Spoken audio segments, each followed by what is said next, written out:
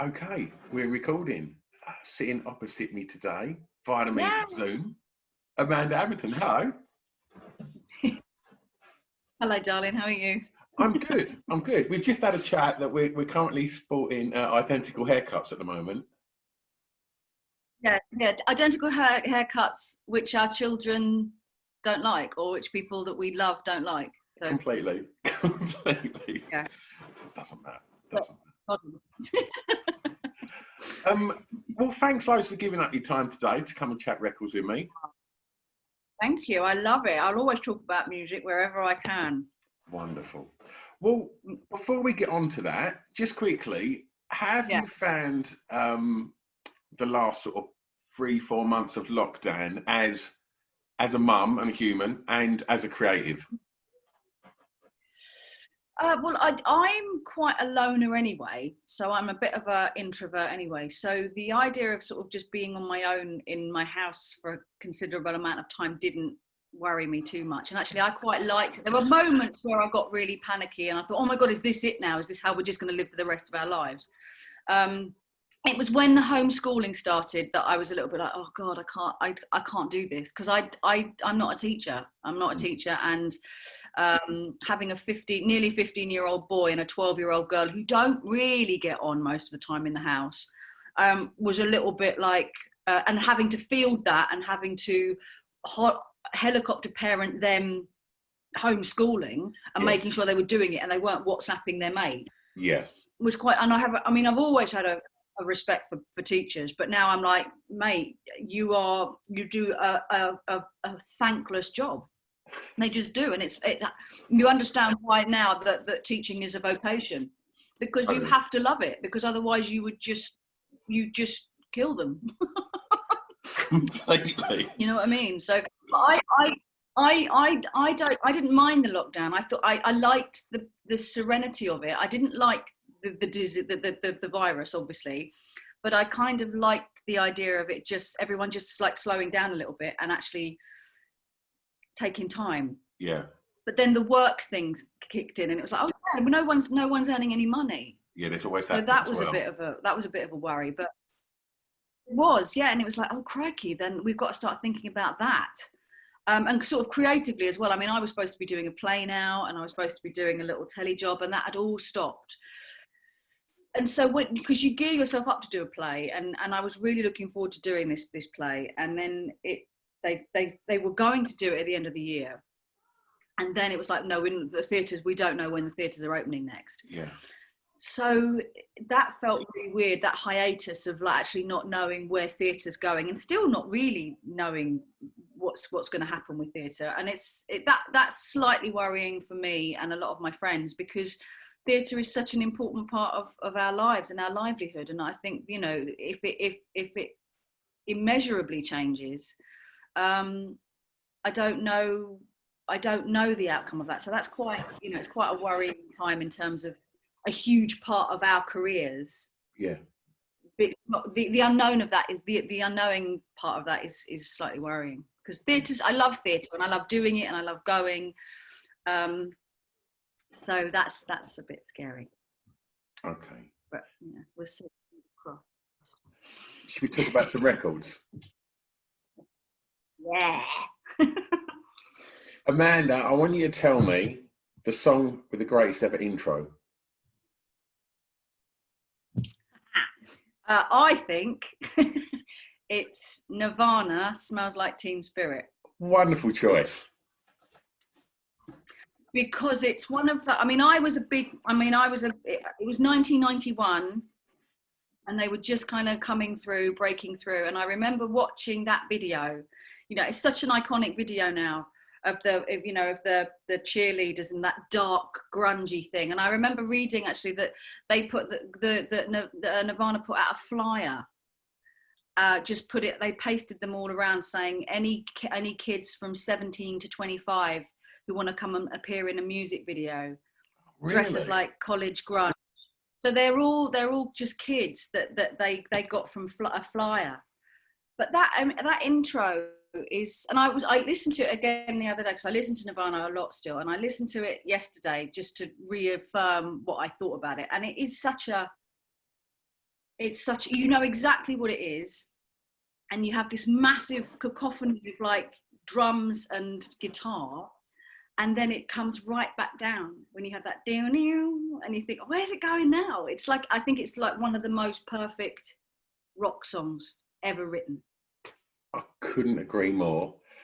And I mean, they were the masters of the kind of lad quiet, you know, every single song just stripped down. And then when the chorus comes, regarding that intro, the producer said of that when he first heard the finished version, it sounded like, when all the drums and the guitars kick in, it just sounded like a house was collapsing on top of you. And I just thought, that sums that up perfectly. Because it comes from nowhere. It starts at like, it comes in at 90, and you think, where's this gonna, I don't know where this is gonna go. Yeah. So when they bring it right down before he starts singing, it's, I think it's a bit genius. And he said, didn't he, Kurt Cobain said that it was a he's blatant rip-off of a Pixies song. Yeah. Like he was so into the Pixies at that time that actually he just wanted to emulate them. And I think, you know, you can really hear the Pixies in a lot of their music. 100%. But it's a phenomenal song. But I also think that so many more people now know about the Pixies because of Nirvana. And as much as they were floating about before that, it was, everyone then went back. Yeah, they did. I think they really put them on the map again. They did, you know.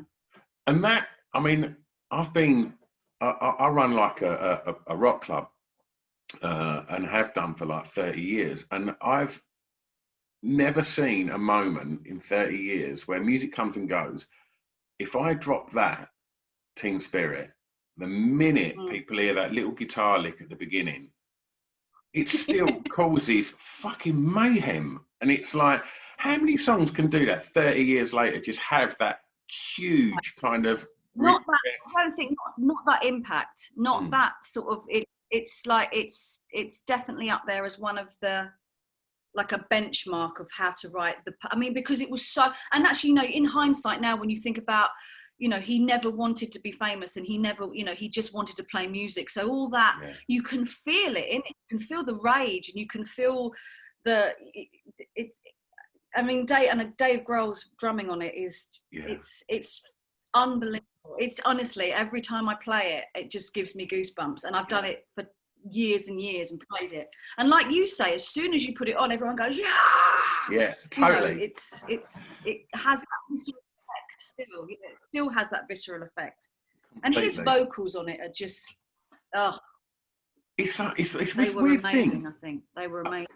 About 6 months ago, I kind of ended up sort of taking Nirvana for granted, because like, I'm 47, so when like grunge dropped, I was like 19, 20, whatever it was, and it was just, I was the perfect age for it, you know, and that was what I wanted to, it just was incredible. It was so exciting. And I guess because I've been DJing them records for so long, I'd sort of taken for granted. Then about 6 months ago, I just saw a performance on YouTube, just an MTV performance of them playing Drain You.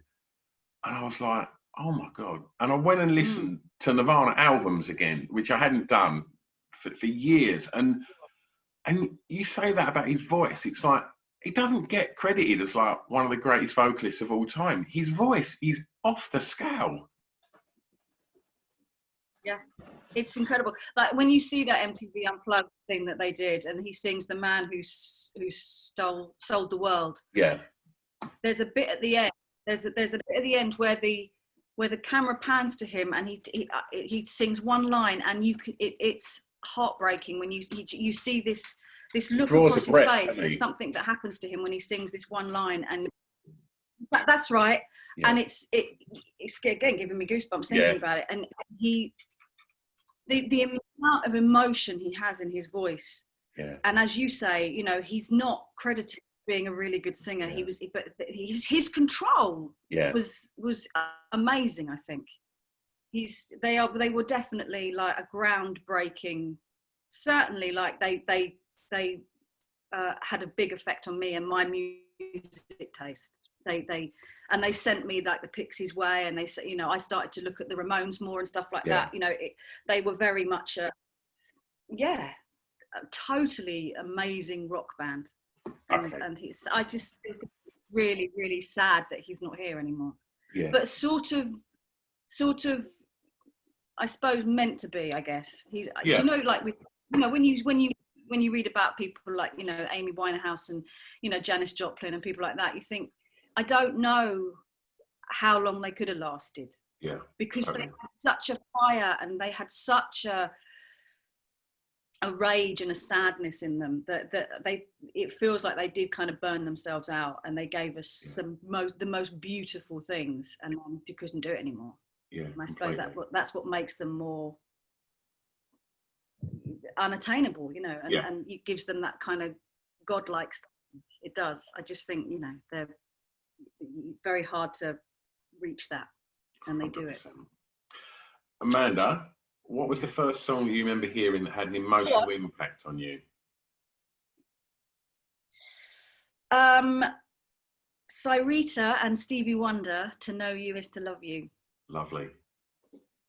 It was, I remember someone very close to me playing it to me, and them saying to me, I can't listen to this very, very often because it has a profound effect on me. And I remember hearing it for the first time, and just when her vocals come in and she's singing about him, and and just the production of it, just like all the strings on it towards the end of the song, they are just mesmeric. And his voice and her voice, and of course I think they were either going through a divorce or they had divorced at the time, so it was all about them, and it was all about this love that they couldn't keep together, but they just made this most amazing music. And it's such a it makes me well up every time I listen to it, because it's like a perfect piece of music. How old would you have been when you first heard that? I didn't hear it till I was about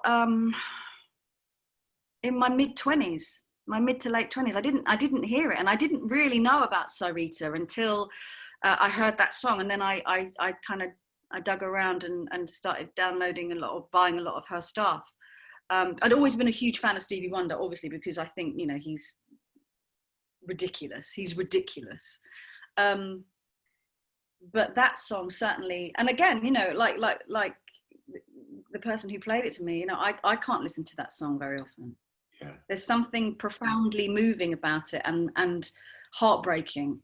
If you really just sit down and put your headphones on and you just get into it, it's an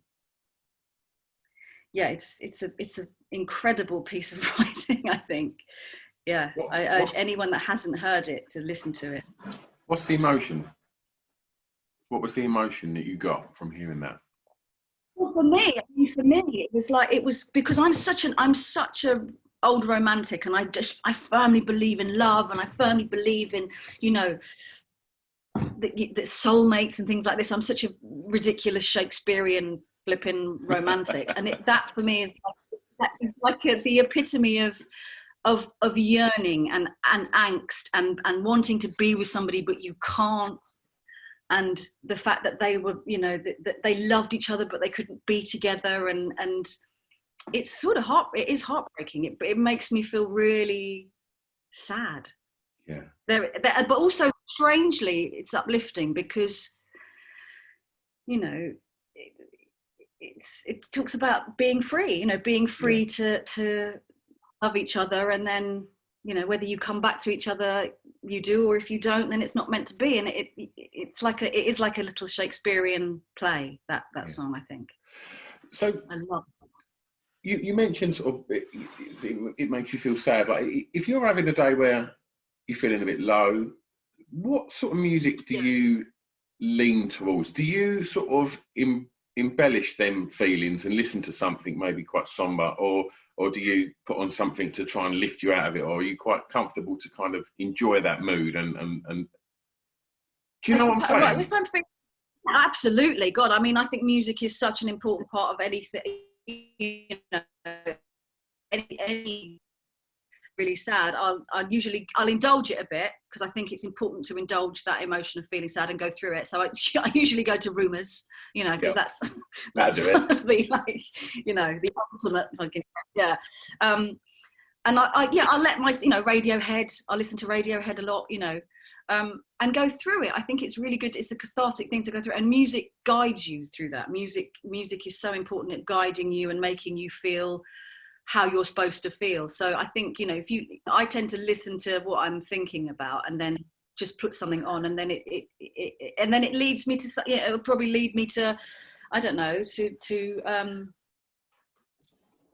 I don't know, I'm trying to think now, like ABBA. Do you know what I mean?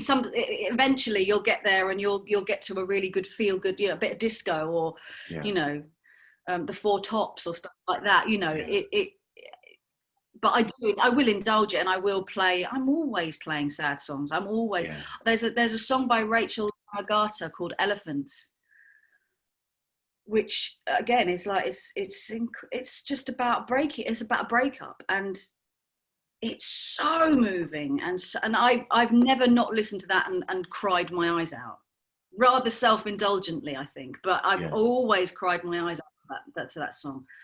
But I do think there's something important about doing that, you know, not to sound too actressy and stuff, but I do think I totally agree. Music helps you so much, you know. It's a really important tool for anything, really, anything you need. There is a song or a piece of music you can go to in order to feel something or get through something, you know. 100%. So yeah, I indulge it. Well, for track 3, I want to know, Amanda, the song that reminds you of your time at school.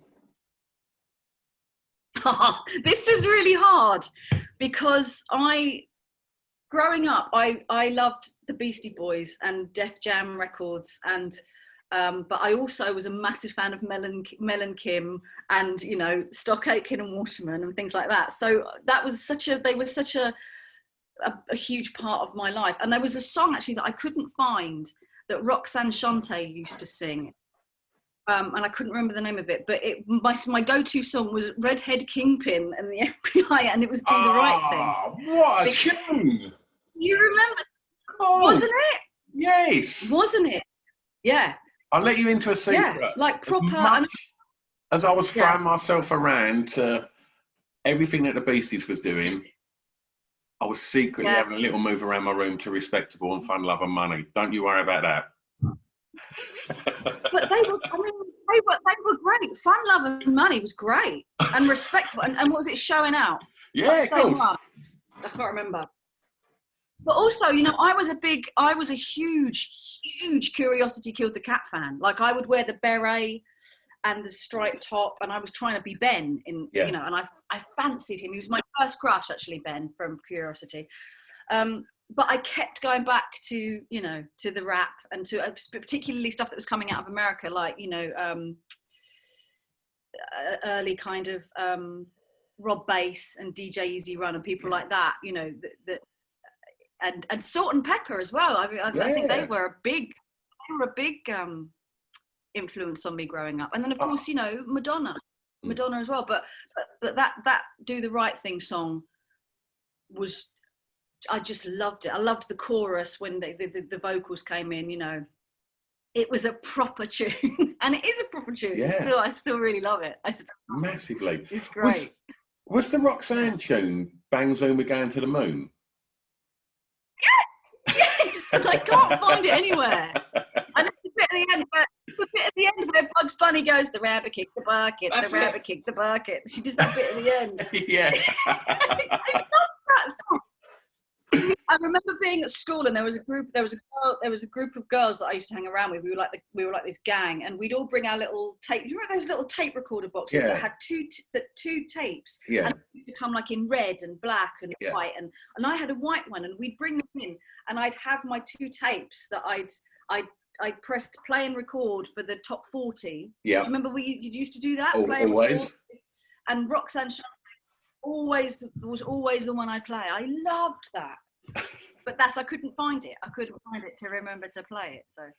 So how was school? Did you enjoy school?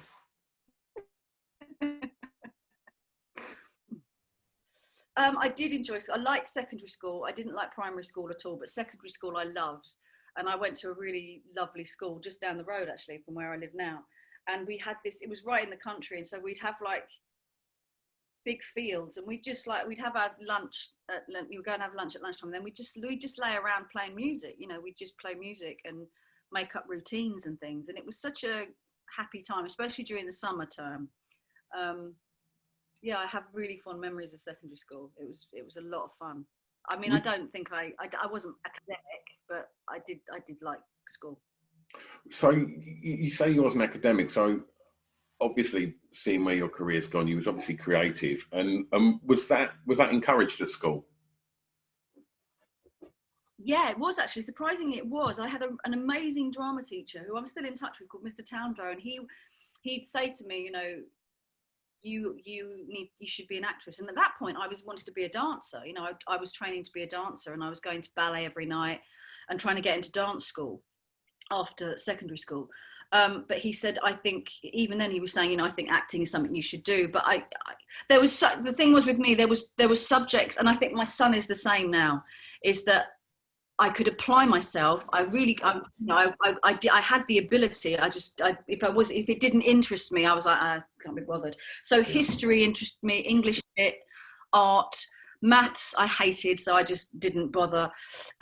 Physics I hated, chemistry I loved, and if I liked something, I'd engage, and that's what my son's doing now. So he's furious for me. I'm like, mate, you can do this. And he said, yeah, but Papa said, Granddad said that you used to do it. And I'm like, don't listen to him.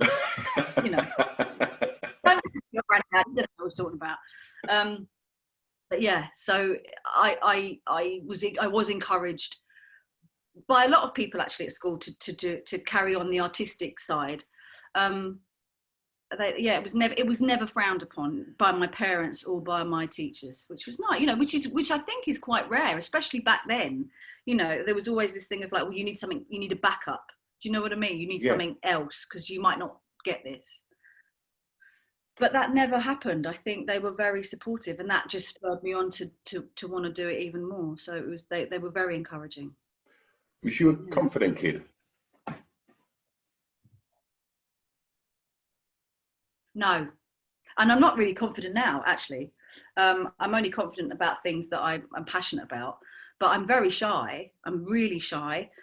When I'm out, I tend to sort of not engage much and just sort of sit and observe. But I was really shy at school. Yeah, really very shy. I'd been bullied as a kid at primary school, so I think that had some bearing on my not wanting to be forthcoming in things. I learned at a very early age that I could make people laugh.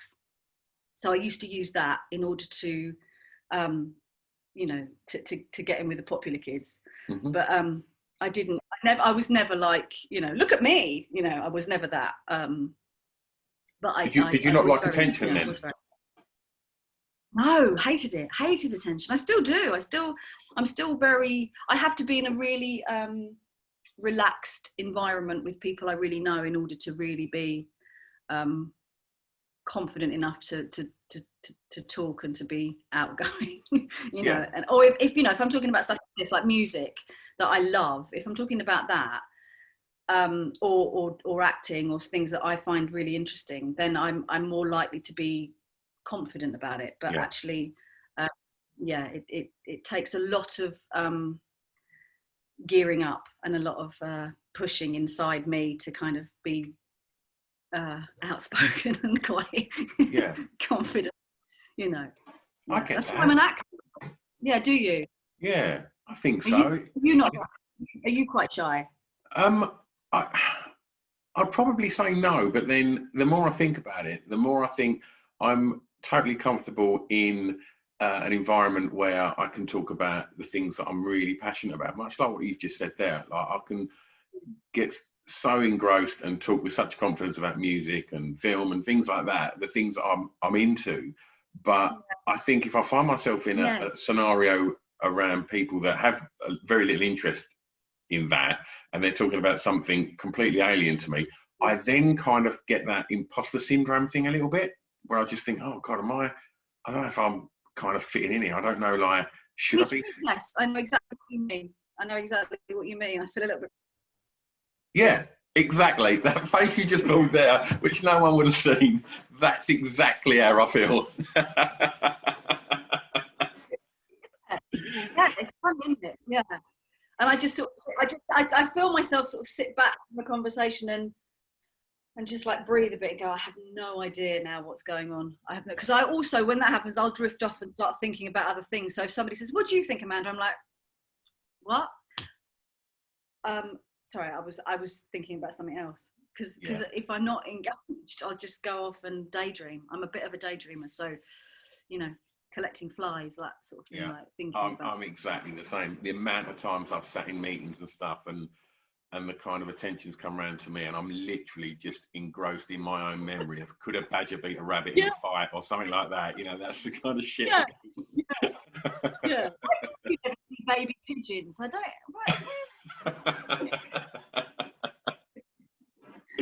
Oh, brilliant. Amanda, what was the first record you bought? Oh, right. This was Madness, It Must Be Love. Oh, wonderful. Yeah, and it was, I think I must have been about 9 or 10. And I remember I used to have to do chores. My mum and dad used to make me do chores, and then I'd get a pound note. Which was a lot in those days, actually. And I used to save it all up.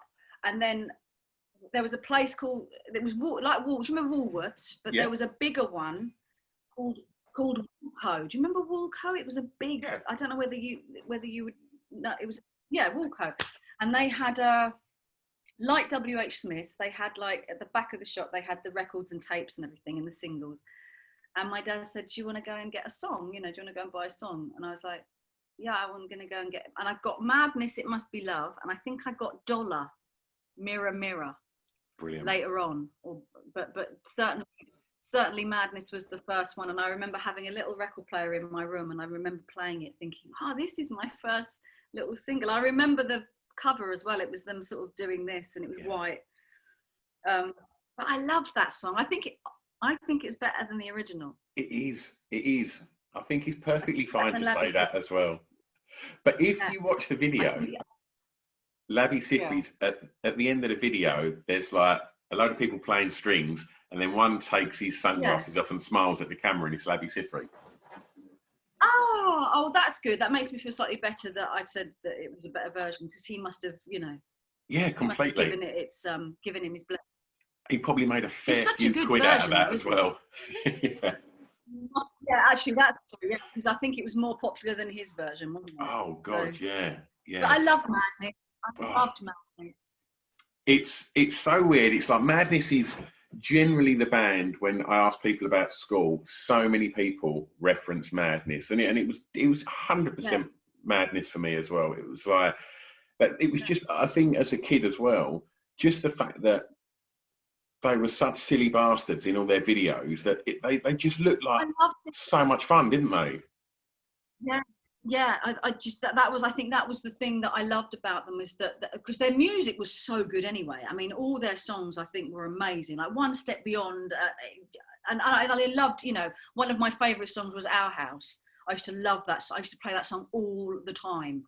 That song, but all their albums, there's a line in that song, and it's up there with my favourite ever lyrics, and it's so bizarre. But me and my best mate have been thick as thieves for like 40 years, and we grew up obsessed with Madness. And there's a line in Our House, and he said, "I remember how we played Simply Wish the Day Away. Then we'd say Nothing Will Come Between Us, two dreamers." And we've both just been utter helmets and just tried to pursue the most batshit of ideas throughout our whole lives. And I just hear that. And I just love the sentiment in that song as well. I just think it's beautiful. And I've said it a million times on this podcast that Madness are so underrated as a vital part of British culture, and you know, and to take on songs like Embarrassment, you know, and a time when racism would have been rife in the UK, and they just put this music out and was like, look, this is what we're about. This is what we're about. You know, it's brilliant social commentary. So brilliant. I think they were so good. And also, their legacy is incredible, I think, and totally underrated. Totally underrated. And I don't know whether it's because they were so wacky, and I hate that word wacky, but they were so like, it's like they didn't take it seriously. Yeah. But they absolutely did. Yeah. And I think people just go, oh, it's just madness. No, but listen to the lyrics, and just the production on their albums. They're proper. They were a proper band. And again, they were such an influence on me growing up. I mean, them, Fun Boy 3, all that, they were all really part of, because also that time, like the 80s was such a weird time for Thatcher and all that, and all this stuff that was going on that I didn't really understand because I was a kid. But at the same time, I knew that there was something going on. There was some kind of movement happening. And they were part of it. They were really part of it, I think. I love them. I saw them recently because they were touring, weren't they? And I saw them, and they're still so good. Brilliant. Absolutely brilliant. They're still like, yeah, they are, aren't they? Yeah. And Suggs' voice is still so good. I love Amazing. Him. Oh God, they were so good. And in other news, Dollar, David Van Day from Dollar lives about 3 roads up from where I'm sitting right now, and run for local councillor where I live. I'm serious. He's all pro-Brexit, isn't he? He's pro-Brexit, isn't he? Oh God, yeah. Did you see that? Did you see the video that he made about Brexit? No. If you haven't seen it, I'll send it to you. It's one of the most ridiculous things I've ever seen because he's so earnest and he's trying to act. It's trying to be an actor. And there's a good woman at going, David, what do you think about Brexit? And he's like, well, oh my God, don't do it. Don't just get back with Theresa and start making some. Do Mirror Mirror, come on. Mirror Mirror. Track 5, Amanda, I'm going to ask you to tell me the song that soundtracked your time clubbing. This was quite hard because around this time, two albums came out that were so influential in my clubbing. There was the song is Block Rocking Beats by the Chemical Brothers, which was every time that came on in a club, you just see everyone just come in it's such a good dance song. But it was very difficult because also Fat of the Land by the Prodigy came out around that time as well, and there was Breathe and Firestarter were also kind of up there with my list of favourites. But I think the Chemical Brothers for me just slightly edge it, just slightly win for me. And that Block Rocking Beats, the way it starts and it just builds and builds and builds, it's so good. It's like, again, it's, we were saying about, anthems, like that is an anthem. Massively. And they were so good. And I remember seeing them at a V festival and just so brilliant to watch. Just the way I loved them. And that would always get me on the dance floor. Any Chemical Brothers song, but particularly Block Rocking Beats, would always get me out on the dance floor. So where was kind of lose yourself in music. Yeah. The Electric Ballroom in Camden. Mm-hmm. And then what is Coco? Camden Palais. Camden. Yeah. And then there was Bar Rumba. Do you remember Bar Rumba? Yeah, Giles Peterson used to DJ there. Which was by... That's right. And then I remember there was a little tiny place that we used to go to called Little Stabs at Happiness, which was down by the mall, and Jarvis Cocker DJ'd there once. And they used to play really good stuff like D-Light and stuff like that, and proper old, really good stuff. And also the Garage. I used to go to the Garage in Highbury. Yeah. They used to do the most amazing indie night on a Saturday night. And they just a lot of that was such a good night at the Garage. It was brilliant. Like in Spiral Carpets and, the Charlatans and Fool's Gold, they play the Stone Roses. It was all that sort of stuff. So is that your kind of go-to clubbing? Because you mentioned Love like garage. the Do that Prodigy. Every Saturday we go to the garage. Because even because even in indie clubs like the Chemical Brothers and the Prodigy, they were the sort of two bands really that bridged it. Really, they'd be playing them in like dance clubs across the world, but they were like anthems in indie clubs as well. They'd always play like 2 or 3 Prodigy and Chemical Brothers songs at the garage. That was always given. Yeah, and they really did. They were like you said, they bridged that gap between dance and indie, and I think that's why I love them so much. And again, still those 2 albums, so good. They're so good. They really are the proper produced. Really, those beats as well. The way. You can hear, and that what's this? Is it Setting Sun that the Chemical Brothers did with Noel Gallagher? Incredible. Incredible. Huge. Yeah.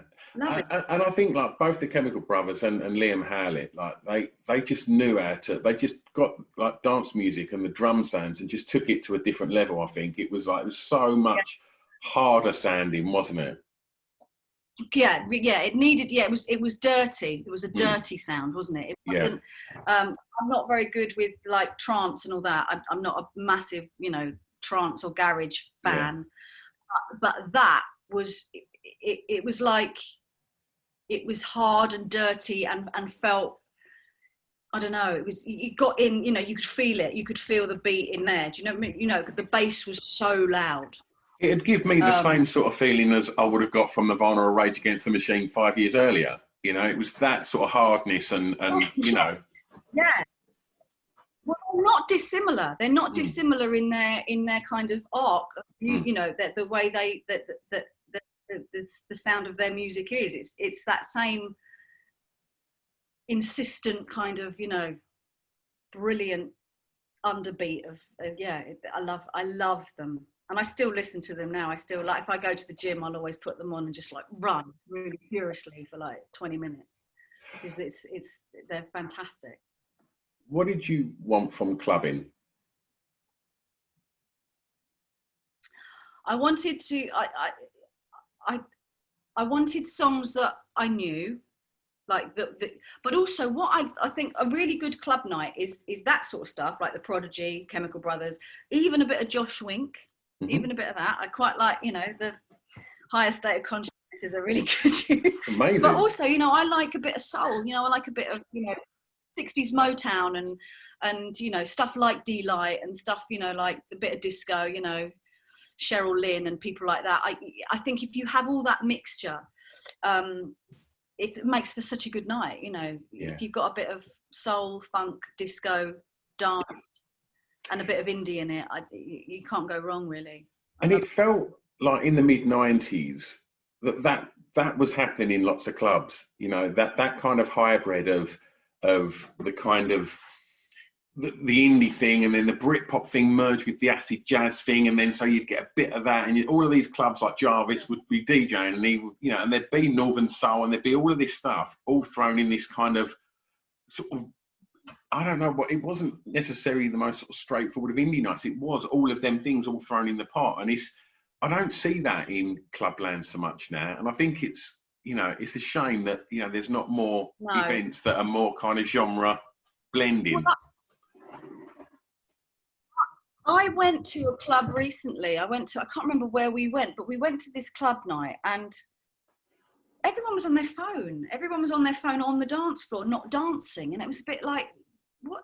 I didn't really understand it. I was up on this balcony with some friends and I was looking down and no one was dancing. Yeah. And I was a bit like, I don't, just like that. It's the way it's going to be now. It's that you're not going to be enjoying the moment. You're just going to be taking selfies of yourself, looking like you're enjoying it. It just felt a little bit weird, really. Because I remember when I used to go, I just used to be on the dance. Yeah. And I used to get on the dance floor, and every time a tune came on, everyone would go nuts. And it was it was like a really lovely, exciting experience to go dancing. Definitely. And I think that just feels a bit now. I don't. It's not something that we do anymore. People do TikTok and do all that stuff now, which is I don't really get. Every Just time getting I old, look out that's of what it my is. window, or one of my kids walks in the room or walks past me, they're doing some bizarre thing with their arms, and they're just doing like TikToks all the time. It just makes me feel a little bit old. Me too. My daughter, she's 12, and I'm talking to her. I'm saying, "Have you done your homework?" She's going, "Yeah." I'm saying, "Stand still, stand still, stand still." Totally. This is insane now. This is like it's like a disease. It's like all that, and it's like, what are you doing? Don't just stand still. Just stand still. Brilliant. Okay, track 6. A favourite song from an artist from your home county. This really made me happy when I found this out. It's because this is one of my favourite ever songs of all time ever. It's the Zombies' "Time of the Season," and they were from St Albans. That's right. And I was so like, I can't tell you how happy I was when I read that. And I think one of the because they had like lots of different lead singers up until, but one of the guys was from Hatfield, which is literally like a spit away. Yeah. So that really made me happy because I love the Zombies, and that song, "Time of the Season," is, again, I think that whole like 1968, 1969 period, we were making some phenomenal music, and that was one of the songs that I think is just like, it's such a testament to that time. It's so beautiful. It's so, I love it. I love the Zombies, and I love that song. So I was over the moon when I found out it was from St Albans. I can't think if there was anyone else from St Albans when you had a look. No, I think Deep Purple were from Hertfordshire. Right. And I can't remember who else it was. There was a few metal bands, which I can understand. Enter Shikari are from around that way, and the Subways are from there as well. Okay, right, yeah. I think we have a lot of metal bands. But yeah, I think Deep Purple were from around here, which is really, or Black Sabbath or something like that. I don't know. But anyway, I was very chuffed about the Zombies. Because my dad used to, when I was a kid growing up, the weekend, because my dad worked all week and I didn't really see him. So at the weekend, he'd sit me down and he'd play me albums. He'd say, look, this is, and so he was the one that introduced me to the Small Faces, the Rolling Stones, the Beatles, Van Morrison, the Beach Boys, Bob Dylan. He was, and he'd play me an album a week, and because he was like a mod. My dad was a mod from the 60s. Both my mum and dad were mods. So they had this really amazing record collection. And then my mum would come in and say, play some Kiki D, play us some Kiki D. So I grew up in a very musical house in terms of my education of music. My dad was such a bit of a geek when it came to albums and stuff, and so he passed that on to me. So I always had a love of all different genres and decades of music, and it was and I remember him playing me the Zombies when I was about 15 and going, Jesus, this is a tune. Tune. It the way it kicks in, that kind of that beat is, and his voice as well. Is it Colin Blunstone? Yeah, great. I love Colin Blunstone. I think it's great. And aside from the fact that was an education, getting them weekly sort of album plays with your dad, what a beautiful thing to have, like once a week, sit down and listen to an album with your dad. That's amazing. It was lovely, it was lovely, because I was never, my dad was always working. I came from one of those families where my dad was always working, and I spent a lot of time with my mum. And so that little time was really lovely. And I think he just liked playing music. I think he just liked he liked the idea of imparting that knowledge and that passion that he had onto me. And I think, it was really lovely. And I learned so much, and that's, he kind of formed my, I suppose, my taste and my because I've got quite, I think I'm not a snob, basically. I don't think I'm a mute, because I'm not going to listen to Shania Twain. It's like, well, she's written some good songs. Taylor Swift's written some great songs. Totally. Don't be like, because if it's a good song, it's a good song. And so I've never been snobby about music ever. And I think that's because of him. It's because my dad said, just be open to all kinds of music and albums and stuff. And that's what I did. So yeah, it was lovely. It was really nice. So for track 7, you can be DJ now, and yeah, it's a song that many may not know that you would like them to hear. Well, listen, this is a young girl that I know, and I don't think anybody will know her at the moment, but I urge you to go and listen to her. She's a girl called Emma Noble, and it's a song called No Turning Back. And she's got another song coming out, I think this week or next week, called Woman of the World, which is I think it's quite rare Marvin Gaye. She's covered a Marvin Gaye song. But this one, No Turning Back, she's a DJ, and she writes her own songs, and it's funk and soul. She's really good. She's really good. She's kind of like Lack of Afro and sort of Noonday Undergroundy kind of person, and she's got the most amazing voice, and she's just reminiscent of that whole kind of 60s soul and funk sound. So it's called No Turning Back. It's No Turning Back, and it's Emma Noble. I think she's really worth a listen. She's a great singer and a really good songwriter. Well, we put together a Spotify playlist to accompany this podcast where we had all the songs that we spoke about. So people will be able to go over and listen and check out Emma Noble as well. Presuming she's on Spotify. She is, yeah. Oh, good. And so as we find ourselves hopefully on the way out of lockdown now, and when things start to sort of resume and safely, fingers crossed, totally. What are you looking forward to, and what have you got coming up? What am I looking forward to? I'm looking forward to going back to work again. I've got a couple of little telly jobs which are lovely, which are going to happen sort of in September. I'm looking forward to my children going back to school. They go back Tuesday, and I'm literally I'm like, wow, it's like we're nearly there, kids. And actually, in their defence, they're looking forward to going back as well. Yeah. So getting back into a routine that we were in before this craziness of them being at school and seeing their friends, and me being able to do stuff during the day and getting back into some sort of routine with work and stuff.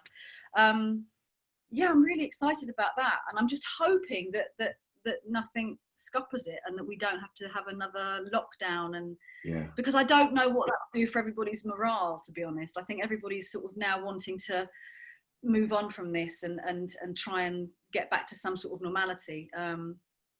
But I suppose the way to do it is put your headphones on and listen to some music and get through it. Absolutely. That's what I'm going to do. Absolutely. Amanda, thank you so much for your time today. I've had a blast talking records with you. Yeah, thank you so much. I've really enjoyed it. I'm so pleased you got me on. Thank you. Wonderful. Thanks. I'm just going to press stop on here. Hang on. I've just pressed stop on